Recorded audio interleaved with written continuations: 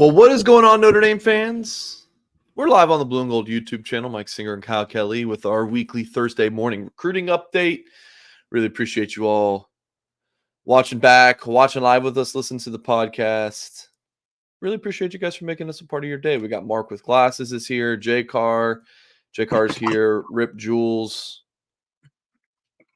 You good, Kyle? Yeah, almost took out my camera, but we're good. And we have Josh, the motivational business banker, is here as well. Again, folks, appreciate you for being here. Hit the thumbs up, of course. Subscribe to the YouTube channel.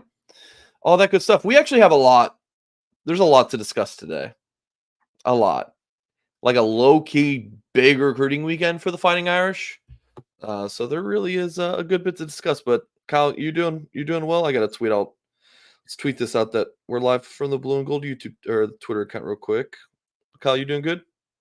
Yeah, besides almost taking out my whole desk here and dealing with a little bit of bad hair day, I think I'm doing okay.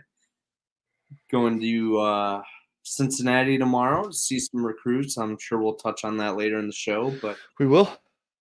These Thursdays are always busy. Mondays and Thursdays are the busiest days of the week during football season. So I'm feeling it a little bit today.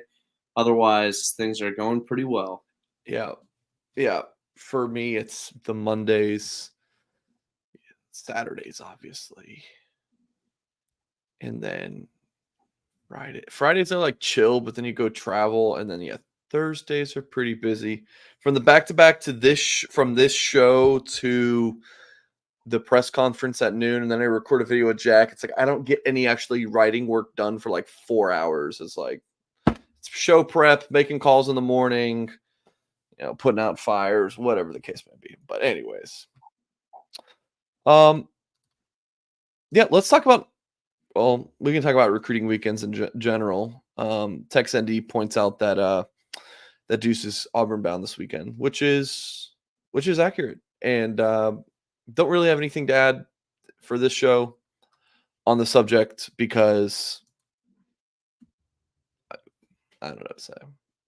He's going to Auburn this weekend, and then he's supposed to go to Auburn next week for officials. I don't know. I guess we're just counting down the days until something's really going to happen. I don't know, man. But then, could he get back to Notre Dame? Follow the visits. That's all I got to say, I guess. I'll follow the visits. So, we'll see. But Notre Dame has its own visit weekend, which includes 2 official visitors, and we learned about one of them this morning, Kyle. So let's start on these 2 official visitors, and then we'll go through the unofficial visitors.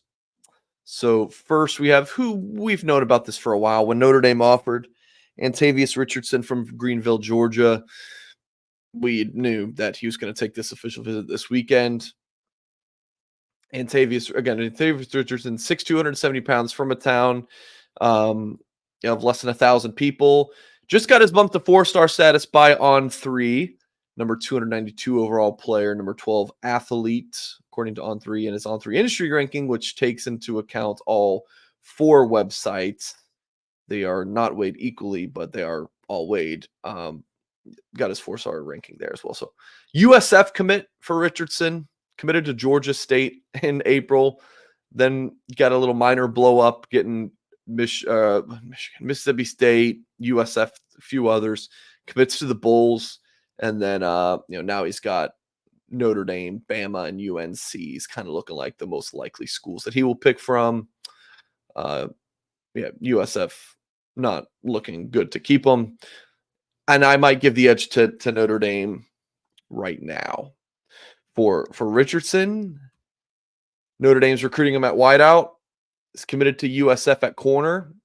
And I think Bama's likes him at safety. So this kid is the definition of a true athlete. Richardson averaging 13 yards per carry. He's playing high school quarterback through 4 games, rushing for 571 yards and 4 touchdowns, and also has 5 throwing touchdowns and 411 passing yards. So Richardson, again, is like the true definition of an athlete. And here's the new name. Tandre Waverly. This is very new And yeah, this is what Blue and Gold is reporting. You can, if you're a blueandgold.com subscriber, you saw that this morning. Tandre Waverly from, I'm not even going to try to pronounce this hometown, but he is at Comiac High School in the state of Washington. So that's in the Pacific Northwest. So just looking at the old Google, like this is Seattle. So he's, north of Seattle. It looks like a gorgeous place to live. But so 6'2.5", 225 pounds. He's listed as an athlete. Two of the sites rank him as a 4-star, 2 as a 3-star position. Listed as an athlete, Notre Dame recruiting him as a tight end. Washington, Oregon, Michigan, Florida State, Florida among his offers. So, yeah, pretty interesting one here, Mr. Kelly. I'm going to be completely honest because I learned about Waverly this morning. He is someone I haven't really been able to watch yet, and that's going to change right now. So, yeah, Kyle, that's the rundown. Antavius, Richardson, Tandre Waverly taking officials to Notre Dame. Yeah, what are your thoughts on these two guys going into the weekend? Well, I wanted to ask you, Mike, something that you said there with Antavius Richardson sounds like Alabama and Notre Dame battle with UNC lurking, and I know you do some USF coverage for us at On3. Did some great stories this week with their athletic director. Thank you. Which I thought was pretty neat. But I know you mentioned you thought Notre Dame might have a slight edge here, and I know that this is a recruit you've spoken to in the past, and just wanted to dive in a little bit deeper into why you feel that way. Antavius Rich. Again, folks, we're watching Tandre Waverly here. Yeah, Antavius just in vibes with sources, and I mean I think Notre Dame's recruiting him harder than Bama is at this point. But yeah, I mean, it might be just a coin flip, but maybe like Notre Dame 55% at this point. Yeah, just gotten the vibes that Notre Dame's recruiting him harder. They offered him before Bama did. Maybe the kid has a preference at receiver. He told me he's fine with either, but maybe Notre Dame's selling him on the offensive side of the ball. But it's nothing like too crazy, like a strongly. Just my vibe is that just the kid seems like someone who, just in conversations with them, talking to sources, like I could see the Irish getting him. Mm-hmm. As for Tandre Waverly, a fascinating recruit, and I got the pronunciation, Mike, from his hometown in Washington. I'm still going to butcher it, but I'll give it a try. He's from Bakultiao, Kamiak High School in Washington there. And as you mentioned, pretty fascinating recruit. On3 industry ranking has him as a number 544 overall player, number 19 athlete nationally. But number 3 prospect in Washington, Chad Bowden was out to see him when he was in the Seattle area. I believe that was last week. Yep. And one feature I like about On3 is, we get to see a comparison of how all the other 3 primary recruiting media services along with On3 rate him. And ESPN has him as a number 225 overall player, number 8 athlete nationally, and number 2 prospect in Washington. Rivals also has him as a 4-star as well. So one of the top uncommitted players out west that Notre Dame's kind of going after. He's shown some interest in playing out this way, so to speak. He made it unofficial to Michigan during the spring of 2023. Went to Michigan State as well. Has also been to Washington on an unofficial, Oregon recently. But it seems like it's a pretty wide open recruitment from this point, just looking at kind of a baseline on the surface. Some of the other schools involved that have offered are Florida, Florida State, Auburn, Texas A&M, Penn State, Ole Miss, and a lot of other power conference schools involved. So a pretty national recruit here and a fascinating one for Notre Dame for the fact that they are targeting a second tight end in this cycle, it seems like, to go along with James Flanagan. And we haven't really talked about 2 tight ends in the 2025 class for probably, about 15 months when, you know, I'd be surprised if most Notre Dame fans remember this. Maybe some of the viewers on our show, because they're a little bit more the diehard Notre Dame fans, but Notre Dame once held a commitment from Nate Roberts, a high 4-star guy out of the Oklahoma area, grew up right near Norman, had him committed to the class for about 2 months, and Notre Dame still really liked James Flanagan, and they were still targeting the legacy recruit out of Green Bay, Wisconsin.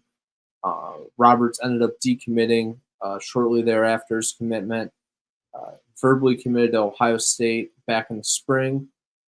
But I think that for most of the cycle, we expected Notre Dame to only take one tight end, but now they are investigating other tight ends. The Michigan commit Andrew Olish from Pennsylvania is a guy that is at least on their radar.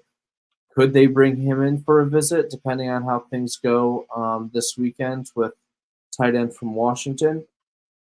It's going to be fascinating development, because when you look at that tight ends room from Notre Dame, they're going to be losing most likely Mitchell Evans to the NFL after this year. I think Kevin Bauman, his time will be up at Notre Dame sooner than later.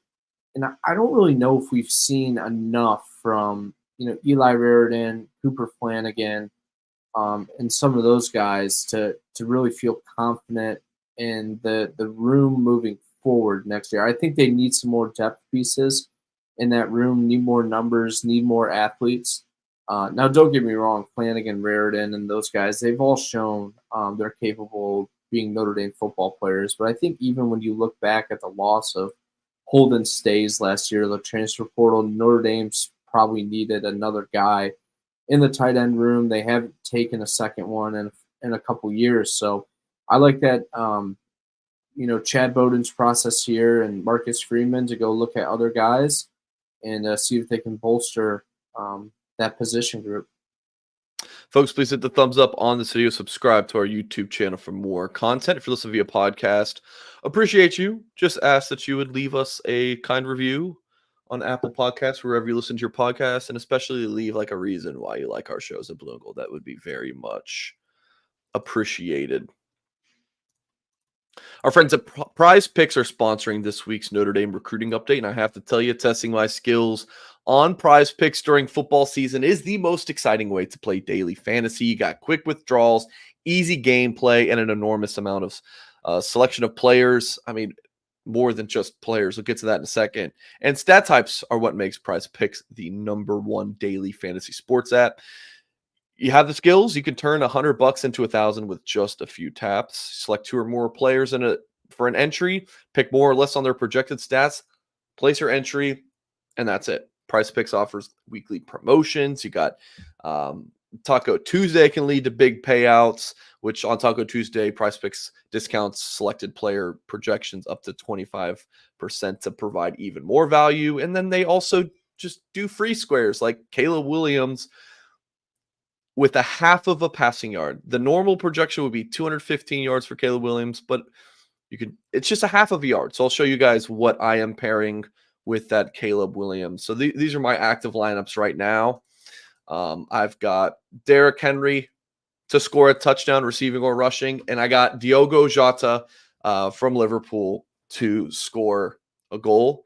So this would be a $20 play to win 65. I did a $25 play to win 75 of Cody Bradford, more than 16.5 pitching outs. That already hit. So now I'm just waiting on Travis Hunter. This was a discounted play. Travis Hunter more than 71.5 receiving yards. And then this is my free play on Caleb Williams. So this will obviously hit or hit the more. Caleb Williams on a half of a yard.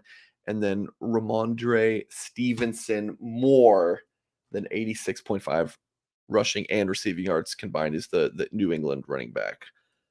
So those are my 3 plays, folks. So download the Prize Picks app or head to prizepicks.com and use the code BGI. Please make sure you use the code BGI. This will guarantee you $50 once you play $5 in lineups. Prize Picks, daily fantasy sports made easy. Again, use that code BGI. Okay, so we talked about the 2 official visitors. Again, it's like Miami University, as we're calling them, Miami University this week. Antavius Richardson and Tandre Waverly are the 2. And then we have a handful of notable unofficial visitors that we'll go through before we get to the headline of this show and podcast. As Kyle already kind of talked about it, but we'll dive into it a little bit more. Joey OBrien, man, 6'4", 180 pounds, listed as a safety. Notre Dame recruiting him as a corner. He's in the 2026 class. Again, guys, the Richardson and Waverly kid, both seniors, of course, in the 2025 class. So you got Joey OBrien, number 150 overall player, number 12 safety from Glenside, PA, LaSalle College. He's big time. I've logged a prediction for him to land at Notre Dame, like where the Irish are at there. Gregory Patrick from Michigan, number 124 overall player, number 7 interior offensive lineman. Kyle reported a few days ago that, or maybe it was just yesterday. I don't know. But Gregory Patrick, he's coming to Notre Dame. Michigan State, Michigan, Notre Dame, Oklahoma, all in contention here. This looks like a Midwestern battle. And this is just a few of the names. We'll have a full visitor preview at blueandgold.com this week. You got Jameer Brown from Wayne High School in Huber Heights, Ohio. No on-3 ranking yet, but Rivals and 247 both see him as the top 10 overall player in the 2027 class. He's big time. Notre Dame currently likes him at receiver. Of course, Wayne High School in the Dayton area is where Marcus Freeman and Mike Mickens went to school. And the head coach at Wayne High School is Roosevelt Mooks, who was on staff when Freeman and Mickens played at that school. So pretty neat. And Emil Wagner, of course, went to that school. And then just one notable player who's visiting who does not have an offer from the Irish yet, Braden Fogel, 2026 tight end in Mansfield, Ohio. 4-star prospect according to the On3 industry ranking. Cal, thoughts on those 4 guys specifically? Anyone you'd want to touch on? Yeah, your communication is about as bad as my hair day today. So wow.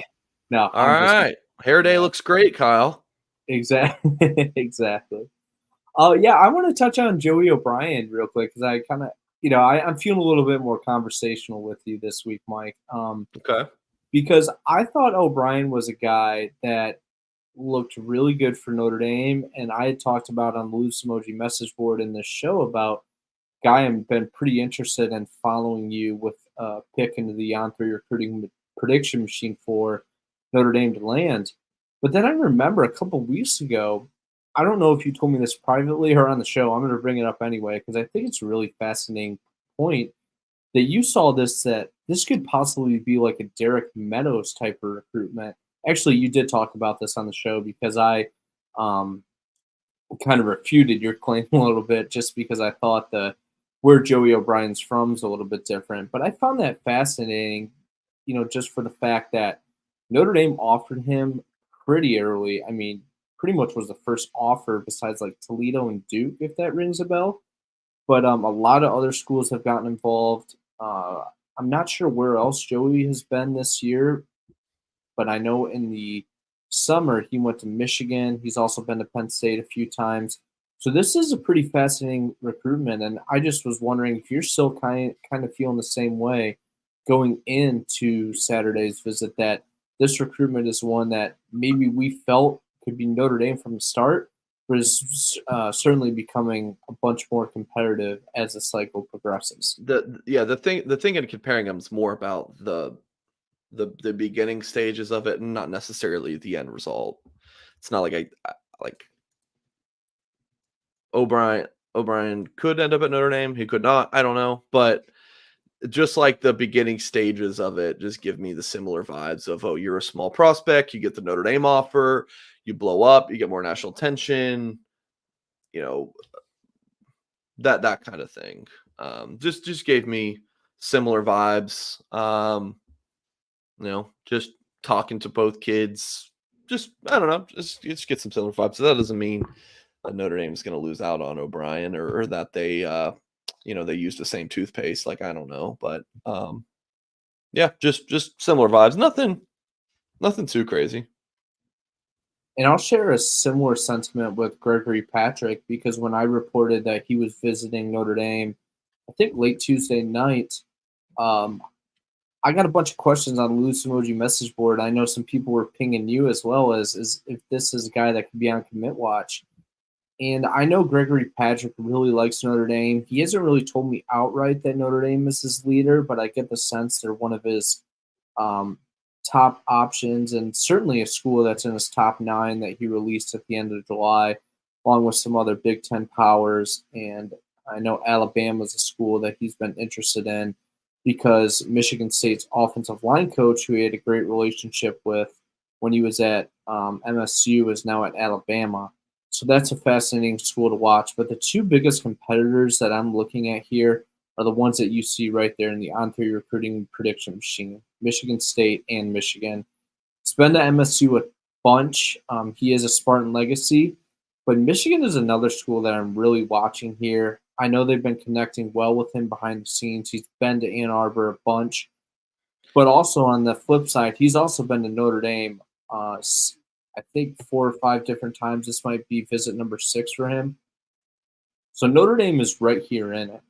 And I know that with the way Notre Dame is kind of targeting guys in the 2026 cycle, like I think you kind of feel the same way. I mean, if you're Notre Dame, it's gonna be a big time group, dude. It's gonna be a big time group on the 2026 O line, like for sure. You would love nothing more than to get Tyler Merrill out of Pennsylvania, Gregory Patrick out of Michigan, and Ben Nichols out of Michigan. Call it a day. I'm happy. But maybe get a 4th. Good luck with it. Yeah, and it's so fun. It's ironic to say because I think right now they lead for all of them. Yeah. There is a legit argument that they're the front runner for each one of those guys. My pick for Ben Nichols reflects that. Your pick for Tyler Merrill reflects that. Neither of us have made a pick for Gregory Patrick, but I think that's a guy we could easily pick coming out of this weekend to commit to Notre Dame. So it's going to be really interesting to see which one of these guys joins the group first, because I think, with some of these offensive linemen, you saw this last cycle with Owen Strebig. He was a guy that wanted to take his recruitment the distance, but as he continued to visit Notre Dame, 4 or 5 different times, even before the end of his junior season, it just became pretty evident that Notre Dame was the place that he wanted to be. He shut down his recruitment, said screw it with the OBs, didn't entertain interest from other schools, ended up committing to Notre Dame in February. And I'll be really fascinated to see if that occurs with any of these guys on the 2026 offensive line, especially when there's so many other schools that are battling as hard as Notre Dame to get their commitment. Yeah, it's like in sports gambling, if you do like a 3 or 4 leg parlay and they're all like minus 200s. Well, when you put that together, it comes out to be, like a plus 200, 300 or something. I don't know. That's a perfect way to put it. It's like it's you might lead for each individual one, but the parlay of it happening is, maybe less likely because it's just more that could go wrong. But big brain singer every once in a while. I mean, that's a heck of an analogy. And I'll tell you what, you want to talk about shows that have good analogies? Andy and Ari on On3. I know you had Ari Wasserman and the new edition On3 on the Blue and Gold YouTube channel this week. What do you think of that video? Guys the best? Did you watch the Ari video? I have not yet because I have a 3-hour drive to Cincinnati on Friday. I'm just going to be queuing up Blue and Gold. You and Tim Hyde on Tuesday, Jack and Ty show on Wednesday. All right. Maybe listen back at our show. That's what I have planned on Friday. Tim and I got in a week, like every once in a while, Tim and I just get in arguments. This sounds right. And on the show, and it's like it always takes me aback. So I'm like, I can't believe Tim has this take. And this week's take was like just him defending Riley Leonard so much, and I'm like, this. I feel like I'm having deja vu, where we had a role reversal where like what I would do to I'd be like, Drew Pine gets like too much hate, and he was kind of having the take of Riley Leonard's get too much hate. And it was just us. So I'm curious for your take on that show. So if you do listen to it, please let me know. But yeah, it was still a good show. And people comment and be like, Tim, why'd you put up with Mike? Or, do you guys really hate each other? I'm like, no. Me and Tim are besties. Like we are. Me and Tim will argue on shows, but we don't really care at all about it. Folks, please see. I don't think Tim did well at all in it, but Tim's got a great head of hair. Kyle, you could learn from it. I know.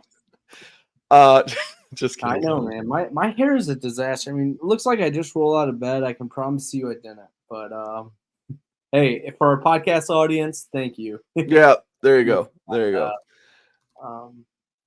Yeah. Well, let's talk. Let's get back on topic. My bad. And the kind of the headline of the show, Andrew Olesh. So this is very interesting.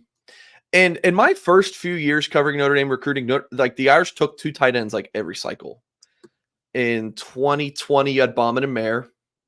2021, you had Kane Barong and Mitch Evans. 2022, Holden Stays and Eli Raridan. And then 23 was who's the 23 tight end, Kyle? Flanagan. Yeah, Cooper Flanagan. 2024, Larson. 2025, James Flanagan. So it's been a few years since I've done 2 tight ends, but not surprised at all by this. I wrote an article about Olesh a couple days ago, and I referred to a gold standard that I had written on Monday, that my weekly intel article I try to post every Monday morning. It's like I wrote in there like, hey guys, Notre Dame always does this. They go after players from a position that weren't necessarily a need before. Kyle talked like, yeah, maybe early in the cycle they were looking at 2 tight ends, but you hadn't heard about that for a long time. And Notre Dame just is like, all right, hey, we're swinging for fences here late. So Andrew Olesh is potentially one. Like the Waverly kid from Washington, he is a take for the Irish. They're going all in on him. Olesh right now, it's kind of like discussion. Like I don't think the Irish have offered. And Olesh from Center Valley, PA, Southern Lehigh High School, top 100 player, according to the On3 industry ranking, number 87 player, and number 3 tight end.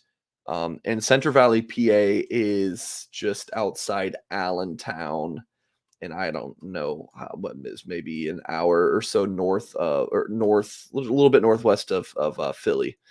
So that's Andrew Olesh. Has been committed to Michigan since July, and he has a handful of schools that are also trying to flip him.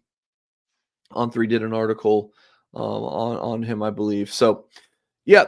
So, could the Irish flip any Michigan commits? It's very possible. It's very possible. There's another guy, Kyle, that I will talk about on that Michigan commit list. And don't steal my thunder on it, because we'll talk about him in a little bit. So when I wrote this headline, because the Fighting Irish flip any Michigan commits, was I, doing a little creative headline writing? Sure. But the answer to the question is, I think it's very, very possible.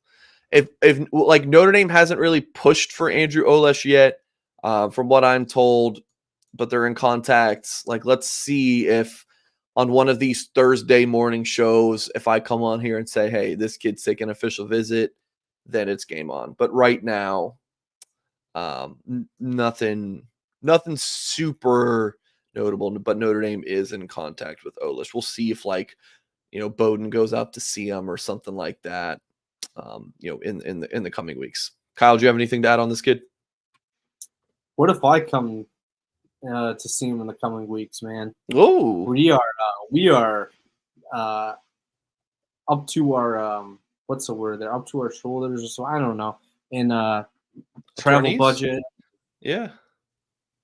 I spent all day afternoon mapping out my road travels for the rest of the year, basically. So Olish is a guy on our radar. I'm going to see a lot of other guys this season. I'm pretty pumped about it. High school football season's the best time of the year to get out on the road. So I'd love to go see Olish, who I think is North Philadelphia. If we have any Bro, I just talked about it. yeah. I Yeah. was in the middle of looking at an email, so I apologize there if I want to be transparent. But I do love the approach Notre Dame is taking the 2025 cycle once again, because this is something that Chad Bonin and company do behind the scenes each year in terms of guys that are trying to flip late, but they haven't been successful with it so far. And now, granted, the guys they're going after are some like long shot type of guys, but at some point, it's just like anything else. The more times you try, like you're eventually going to break through and be successful at some rate. And especially with a guy at Michigan, where there's a program that's under some turmoil with all the NCAA investigations. And I'll go back to something Steve Wiltfong has said in the past on the On3 Recruits channel. If you're interested in Michigan, you're pretty much going to be interested in Notre Dame. Two very comparable schools and programs. And I think that's a good sign for Notre Dame with the type of swing they're going to be taking here in the 2025 cycle. And that's also the reason why I think there is absolutely no reason why they shouldn't be going after Ivan Taylor again and putting the pedal to the metal to get him back in Notre Dame's class. I asked you not to steal my thunder, Kyle. Kill I me. teed you up, man. Now you just gotta take it. Just hit a home run. I teed you up, man. If you're Notre Dame, why are you not going? I know it kind of feels like they're strategizing when they want to make their move with Ivan, but it's very clear that even though he committed to Michigan, he is still uncertain about his decision. Why? He's Because going to he's go see visiting Alabama. Bama. Yeah, so I mean, like he obviously is uncertain there. So I I dude, would love to see Ivan Taylor back let up him, in Notre Dame for a game or something this let season. them Man, he cook. is the prototypical Notre Dame kid. He is. He is. NFL legacy. Yeah, I mean, I don't know why they're not, but I'm sure they have the reason. It's not like it's like, oh, we're not gonna hit them up because just got so much on our plates. It's like I'm sure they have a good reason. You know, I'm sure they have a good reason. But As I said, strategizing. Strategizing. All right, let's go to some road travel. You were in Indianapolis. I don't know if it's appropriate to talk about this on the air, but whatever, Kyle. We're feeling loosey-goosey. So, okay. So you went to see Mark Zachary in Indianapolis. And then are you telling me, Kevin, his name is Gregory Patrick. And yeah, Mark, that Kyle's based in Toledo, which I've said before. While there may not be a ton of Notre Dame recruits in Toledo, I can't even remember the last time they were in a guy in on a prospect from Toledo. I know there was a big one a while Dallas back, Scant, my teammate at Toledo St. John's Jesuit. There, I know he considered Notre Dame, but after that, I don't know if there's very many guys. That was Kaiser, a 28 guy. Kaiser, yeah. Kaiser was 2013. Yeah. So. But yeah, so talking 11 years. But yeah, Toledo's great. I mean, you just have access to so many different spots. Detroit, it's easy to get to South Bend. You know, it's a hop, skip, and a jump to Chicago, but still Indiana. You can still get Chicago, Indianapolis, Cleveland, Cincy, Dayton. You know, list goes on and on. But anyways, Detroit, obviously. So you went to see Zachary, and then are you telling me you went up to South Bend? Sure did. Yeah, so full transparency, Friday. We are the show of full transparency. Yeah, it was a grind of a travel day. Actually, not really. Actually, the week before, I think it was the week before, might have been a little bit more challenging because I was in Cleveland on both those days. That Friday, I was in Massillon, Washington area to see Notre Dame commit Notre Dame target Jordan Thomas from Bergen Catholic.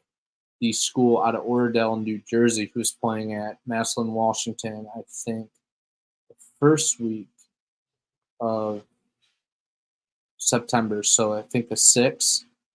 And then I had to wake up in Cleveland early Saturday morning at like 6 a.m. to shoot on over to Notre Dame for the NIU game.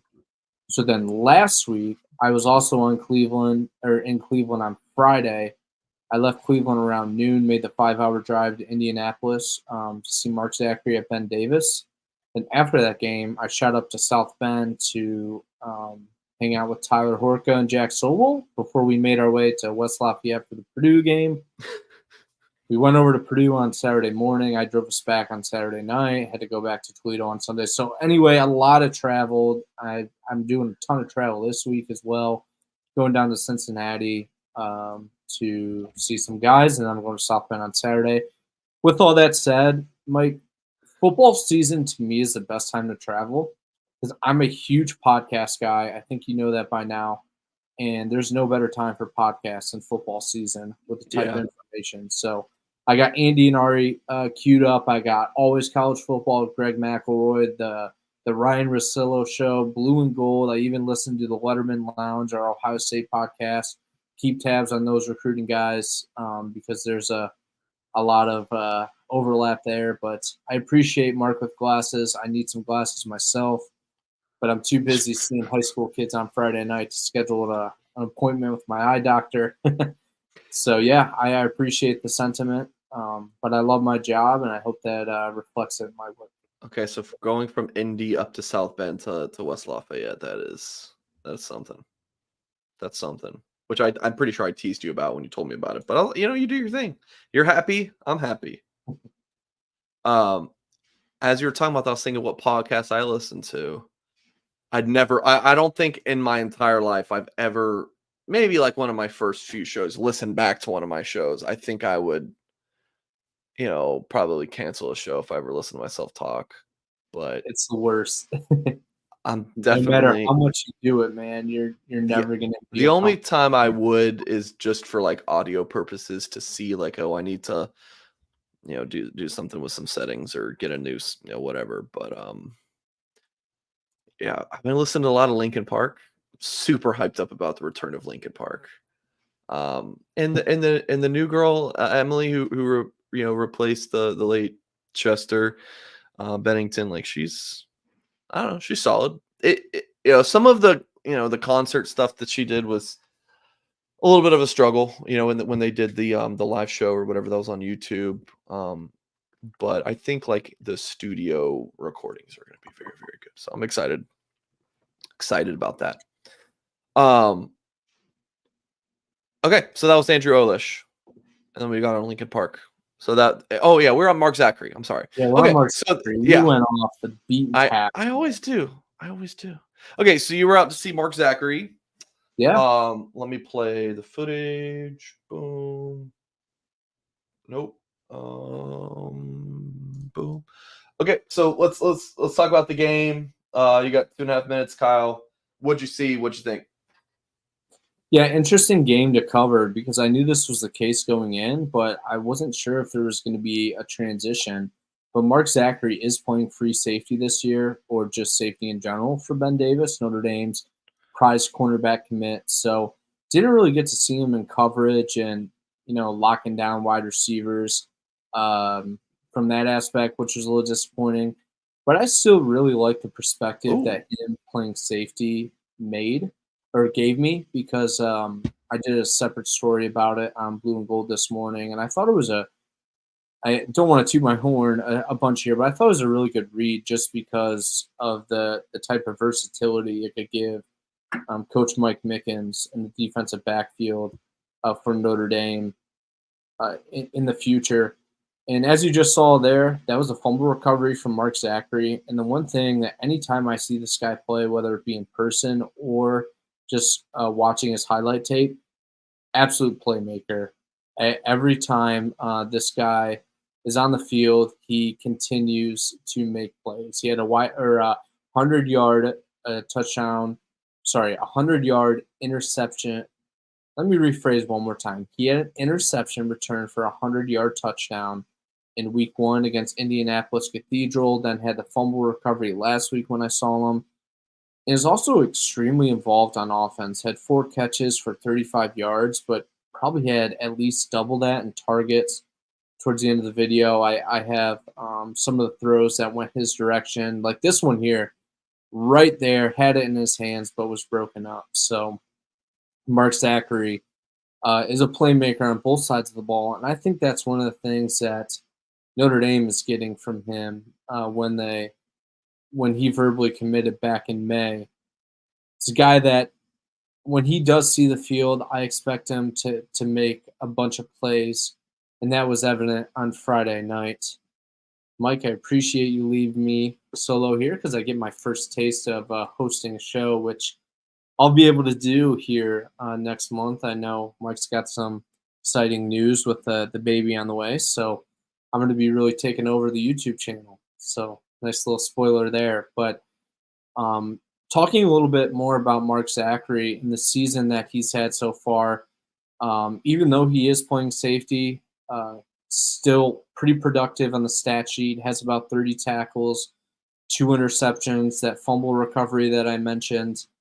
And like I said, the thing that I think is pretty exciting about him is just his playmaking ability. And you see it on both sides of the ball. And I think that's why some of our subscribers on the Loose Emoji message board have even talked about Mark possibly playing wide receiver in Notre Dame. And I think that's maybe a little bit more a testament to the wide receivers that Notre Dame has not been able to get compared to Mark Zachary's wide receiver skills. I still feel that after seeing him this year and last play cornerback and wide receiver at the high school level, that I feel best that Mark Zachary is going to play cornerback for Notre Dame. That's where he's best suited in college. Kind of reminds me a little bit of Benjamin Morrison, just in terms of the body type, a little bit thinner. I know Benjamin Morrison was a little bit thinner when he got to Notre Dame. Has since bulked up. Mark Zachary's sort of the same way. And I know that in college football now, especially this is something that Notre Dame has tried to prioritize. You see this in the NFL as well, that length has been a big priority, not only on like the defensive line and those types of positions, but also the secondary. And when you look at Mark Zachary, just a glance at him, doesn't have prototypical like plus length, but he's still a guy that kind of plays long, even though he's 5'10", 5'10" and a half. As a basketball player, you see those skills translate on the field. So that's why I like Mark Zachary to play cornerback at Notre Dame. He's a ball hawk. He's a guy that I think you can feel comfortable. That's similar to the way Notre Dame has their defensive constructed now with Christian Gray and Benjamin Morrison. I think with the way both those guys are playing, you can feel comfortable putting them on the island. And I think Mark Zachary is a guy who, when he's a sophomore and junior at Notre Dame, you can feel comfortable putting him on an island as well. So there's Mike answering a phone call. Welcome back to the show. Duty calls, brother. How'd you do?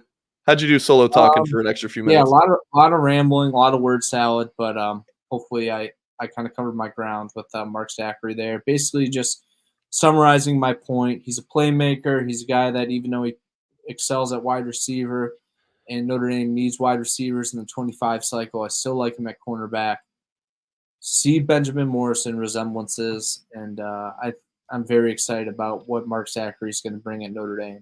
Yeah, usually when I get calls like that during the show, I'm like, yeah, I'll just take it. I was like, you know what? I'm going to let – it's been a very informal discussion today, so I'm going to let Kyle do his thing. Where are you going this Friday? So I've mentioned a couple times on the show I will be heading down to Cincinnati to see one of my favorite matchups in all Ohio high school football. I was there last year for this game, and now I'm going to be back this year as well. It is Cincinnati Archbishop Mueller facing Cincinnati St. Xavier. Last year I saw Carson Hobbs for Mueller, and I could tell when Mueller played St. X that they had some Notre Dame caliber guys on their team. I just didn't really know who they were yet. And then it turns out to be Gordy Solstead, the defensive line commit, and Kobe Clapper, the 2026 linebacker target. So I'm going to be down to see both of those guys. Unfortunately, Gordy is out for the season with a knee injury, but Kobe Clapper is going to be playing tomorrow night. I'm excited to see him. I know Mueller has some guys that Notre Dame has been scouting, so I'm excited to see those guys as well. And, even on my way down to Cincinnati, I might make a couple stops to see some guys from some separate high schools that Notre Dame is targeting. All right. So last week, actually, let me start with Thursday. I went to IMG Academy, there's a couple of 2026 targets for the Irish there. Zach Fort and Kasani Giles, a couple of DBs, but I can't remember, it was Fort wasn't playing and Giles. I mean, I left in the middle of the first quarter. I called Kyle on my way down there, and I was like, I just have a suspicion that Wu is going to not be playing. And sure enough, yeah, he hasn't played this year yet. He was there. I interviewed him for like 8 minutes. The story at Blue and Gold was incredible. You can see it right here. Nathaniel Boateng update in depth on the elite 2025 linebackers recruitment, where Notre Dame stands. It was awesome. Great interview. Kyle told me it would be. Gave me a lot of good stuff. Check it out. Of course, the younger brother, Jeremiah Usu-Koromoa, Buckus Award winner at Notre Dame. And Nathaniel is a 6.5, 200-pound linebacker in 2025 class. Big time. Top 100 player. So that was good. But Kyle, it felt like, I really mean no disrespect to this team that they're playing in Maryland, but it felt like a Bishop Sycamore. Not in terms of like the issues, more like I remember watching that game. I was like, how did these two teams play against each other? Apparently, IMG Academy had someone canceled on them, so they had to find a team late, and that's who it was, a team from Maryland. I felt bad. I was like, you have like 50 D1 players versus 0 D1 players. Like, it was like, how did this happen? So I got to see Nathaniel Usu-Boateng. I really just went down to Bradenton just to interview him. And then I left midway through the first quarter when it was 23-0 already. And then I got home in time. It's like, for the I got back to to watch the Dolphins Bills, and that was awful. Doing a lot of travel in Florida this year, due to family reasons, which, as Kyle and I have said recently, there's definitely worse places to travel. Don't mind it. So Friday was Orlando Boon, Isaiah Mizell, new Notre Dame receiver offer. This is just last Tuesday or something, Kyle. Give me a nod. They just offered him like early last week.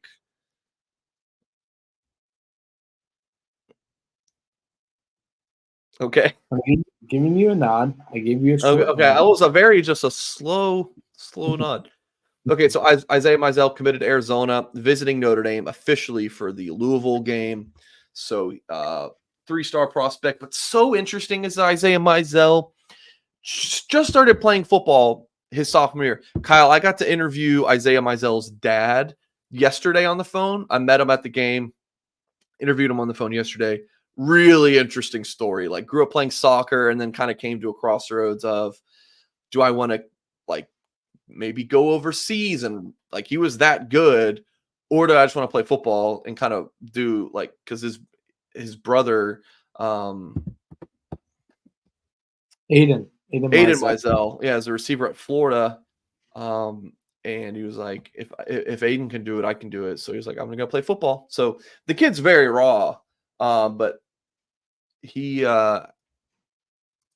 they played West Orange, which is the home of Ivan Taylor. We'll talk about that in a second. It was a struggle for this Boone offense. I mean, when the highlights are like a 1 yard, 2 yard gain here to start on a screen.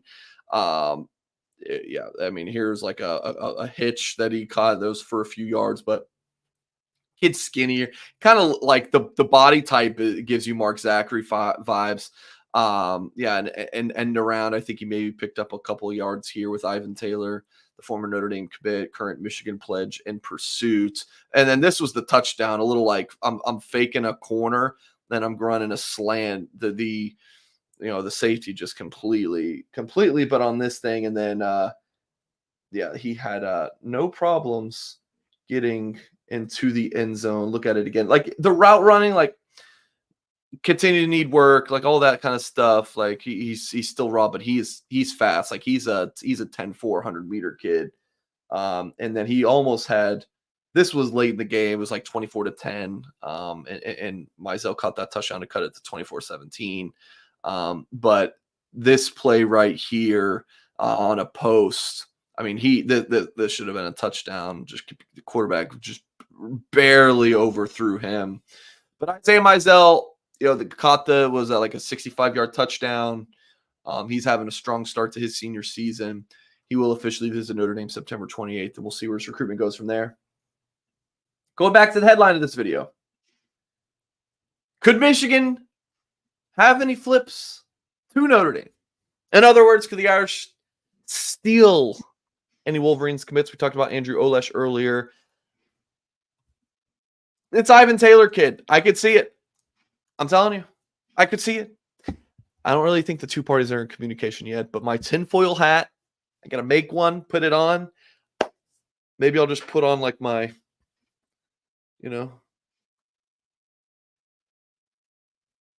podcast audience. I'm sorry, just missing out. I could see it. I could see it at the end of the cycle. Notre Dame making a move for Ivan Taylor. He flipped from Notre Dame to Michigan. He's visiting Bama. I could see the Irish making a move there. Kyle, not often do I have a recruit ask to take a picture with me. The kid was ecstatic to see me because I've been talking to Taylor for a long time. And he's like, man, you were like the first reporter to talk to me. I mean, the kid's awesome. The kid's awesome. And he's so good on the football field. Some of these clips, you're going to see the same ones we just watched on Isaiah Mizell. It's because Ivan Taylor's making the stop. He's number 0 in the black jersey here. Like Caleb Downs is one of the best recruits I've ever seen. He's the Alabama, do it all defensive back. I get like Caleb Downs vibes with Ivan Taylor, just the instincts, the hard hitting ability, just how they play, just reckless, but in a good way. Big fan, big fan over here of Ivan Taylor. So we'll see how that goes. And then, man, going back to Orlando this week again, folks. Your boy, for family reasons, isn't Downs at Ohio State? Yes, that's right. He transferred after a year. It's signed with Alabama. Thank you, Al. I am going back to Orlando, and I'm seeing Noah Grubbs, Notre Dame's quarterback commit. They're playing Dr. Phillips in Orlando, and this is the matchup last year where Grubbs threw 7 touchdowns. Kyle, if I see anywhere close to 7 touchdowns, I will be pumped up. We love good content. So yeah, I'll be seeing Notre Dame's quarterback commit in the 2026 class. I saw him a month ago for a preseason classic, but I knew I wanted to get back. And there's just not great options for me for games to go to for this week. So I was like, oh, I'll go see Grubbs. So that's where I am going tomorrow. All right, Kyle. That's the show, my friend. Unless we got anything else, did I miss anything or anything else you wanted to discuss before we get out of here? No, another show that we probably expected to be a half hour, 45 minutes. Oh, I knew this one. I knew this one would be close to an hour. Man, when I looked at the rundown, I was like, all right, here we go. We got a couple short talking points, and sure enough, another long show. Nothing wrong with that, though. Love talking some Notre Dame football recruiting, even if you threw me out to the Wolves for a 5-minute solo spot there. Yeah, well, listen. But busy day ahead, man. We got Marcus Freeman at noon. Yep. And, got some magazine work to take care of. If you're not subscribed to the Blue and Gold Illustrated magazine, do that, man. Our covers have been on fire this year. Yeah. I love the cover we had last week. You can check that out at just, what is it, blueandgold.com? I mean, that probably takes us to the end. It is bluegoldonline.com. Yeah. Do that. Bluegoldonline.com for our magazine. And, of course, our website, blueandgold.com. Got our special offer, as Jake Carr always says, the offer that never dies. $1 for 2 months using the promo code UND1. Use that promo code. First time users, it's just $1 for 2 months. I'll get you pretty close to signing day, actually, if you sign up today. This is for you, Rip Jules. It's a little bit better. Folks, hit the thumbs up if you haven't done so yet. And if you're just joining the show, hit that rewind. We talked about a lot of good stuff, including a new prospect who Notre Dame is targeting in the 2025 class. I took a call in the middle of the show. I was actually talking to a source about him. So I will write up an intel piece today, or I don't know. I'm sure I'll do some. I know I'm going to do a visitor preview. I might do like a little intel piece to learn more about him here this afternoon. But again, folks, appreciate you. Hit the thumbs up. Subscribe to the channel if you're new. Go to blueandgold.com. If you're listening via podcast, thank you very much again. We would be really appreciative if you left us a good review. Left us a comment about why you like the show. Appreciate you guys for watching. And as always, we will catch you next time.